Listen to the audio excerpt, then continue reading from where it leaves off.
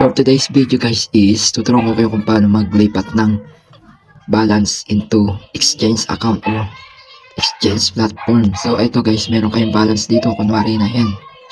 So click natin yung more, then click natin withdraw. Dito may balance dapat dyan na WorldCoin, kung magkano ang balance nyo. Then click nyo yung to crypto app, then to WorldChain.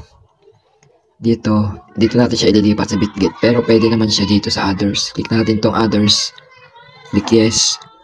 Dito paste natin yung wallet address. Minamalat tuloy ako. So punta tayo sa ating exchange account Bitget to guys, Bitget.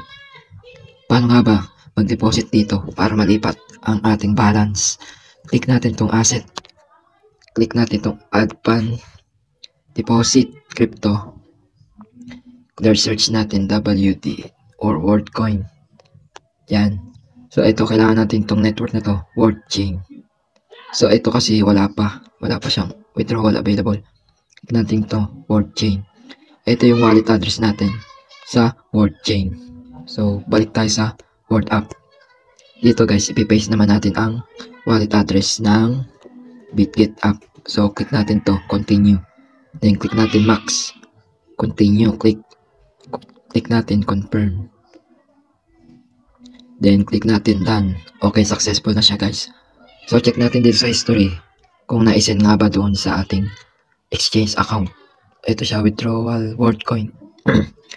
So ito yung send to address niya, ito yung address niya. So dito naman sa detail on blockchain, dito siya makikita kung ano yung transaction, kung pumasok ba or hindi. So ito siya, transfer to dito sa address na to. So check na natin siya guys kung pumasok na sa Bitget. Back natin, back, loading, slide down. Pag wala pa, tayo sa tayo dito sa add pan, then deposit. Tapos ito, click natin ito, history nya. So wala pa yung deposit nya, antayin natin. Click natin tong history ulit, check natin kung pumasok na. So wala pa. So ang gagawin natin, antayin na lang natin siya mag-deposit. Medyo matagal lang yan, saglit lang yan, mga 5 minutes ganyan. So ito siya guys, validating na siya. Antayin na lang natin siyang pumasok, under review. So ito siya guys, under review pa, antayin natin pumasok.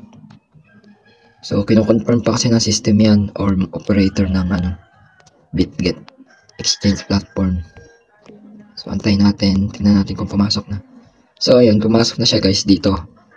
So ayan guys, kung paano naman i-trade tong WorldCoin into USDT or ibang currency.